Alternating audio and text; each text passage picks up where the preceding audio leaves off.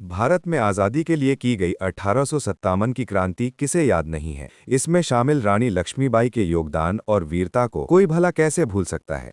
उनके वीरता की गाथा में बच्चों से लेकर बूढ़ों तक सभी को मुंह जमानी याद है। इस भारतीय स्वतंत्रता संग्राम के दौरान एक और ऐसी रानी थी जिन्होंने अंग्रेजों के सामने घुटने टेकने से इनकार कर दिया था। रानी अवंतीबाई एक ऐसी युवती जिन्होंने अपने विद्रोह और बलिदान की वजह से अपना नाम इतिहास में लिख दिया।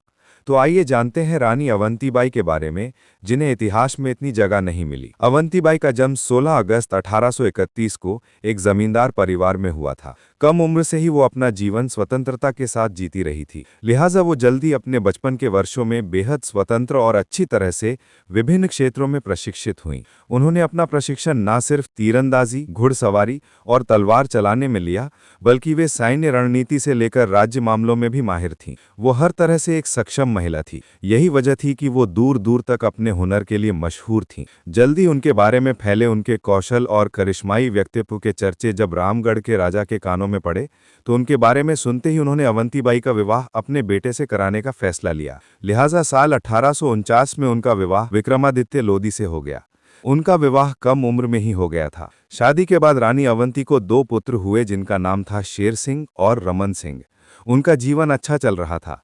कुछ दिनों बाद उनके पति राजा विक्रमादित्य बीमार रहने लगी। राजू को संभालने में वो असमर्थ हो गए थे। अंग्रेजों को भी इसकी भनक लगी। उन्होंने मौका देखते ही रामगढ़ को अपने अधीन करना चाहा, जिसके लिए उन्होंने उनके दोनों बेटों को सिंहासन के लिए अयोग्य घोषित कर दिया।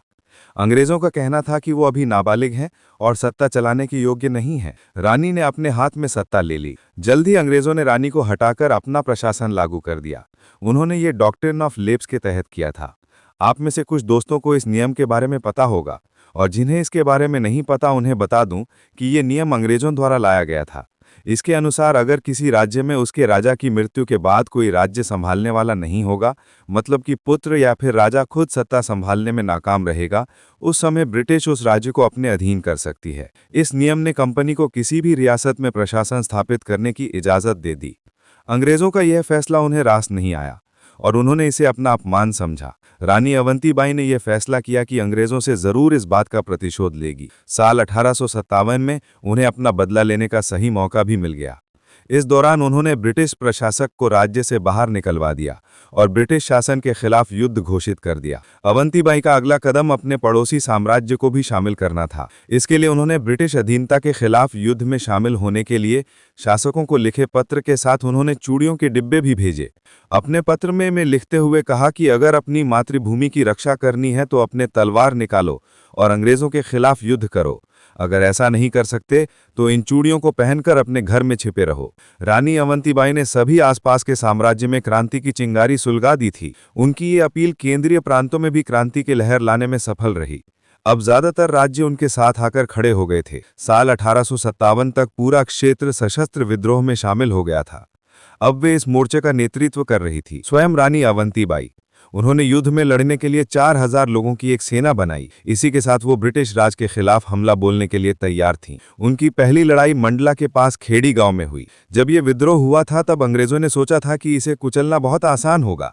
अवंतीबाई की कुशल युद्ध रणनीति के बदौलत वो इस लड़ाई में विजयी हो गए थे। अपनी हार की वजह से अंग्रेजों को पीछे हटना पड़ा।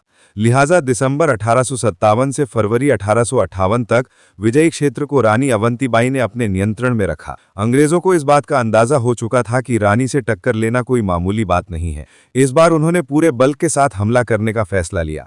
इस बार कई गुना अधिक तैयारी के साथ उन्होंने रामगढ़ पर हमला किया। उन्होंने इस क्षेत्र में आग लगा दी और क्रूरता से लोगों को मारना शुरू कर दिया। इस हमले से सुरक्षा पाने के लिए रानी अवंतीबाई के पास देवीगढ़ के पहाड़ी जंगलों में जाने के अलावा कोई विकल्प नहीं बचा था।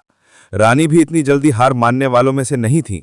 उन्होंने जंगल में रहते हुए अपने युद्ध रणनीति के तहत गुरिल्ला युद्ध तकनीकों का भी प्रयोग किया। इस तकनीक की मदद से उन्होंने जनरल बेडिंगटन के शिविर में घुसपैठ की और उनकी सेना के बीच कोहराम मचा दिया। लेकिन उनकी देशभक्ति और युद्ध की भावनाएं युद्ध जीतने के लिए काफी नहीं थी। इस बार अंग्रेजों की बर्बर मशीन और हथियार रानी की सेना पर भारी पड़ गए। उन्हें ब्रिटिश आर्मी ने चारों तरफ से घेर लिया था। जब रानी ने खुद को हार के निकट पाया तब उन्होंने अंग्रेजों के हाथों मरना अस्वीकार कर दिया।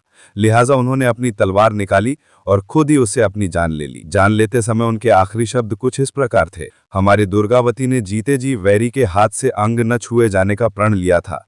इसे न भूलना। इस तरह बहादुर महिला ने अंग्रेजों की गुलामी को शांति से स्वीकारने से मना कर दिया था। उनके इस बलिदान को हर भारतीय हमेशा याद रखेगा। तो दोस्तों, ये था रानी अवंतीबाई का शानदार इतिहास।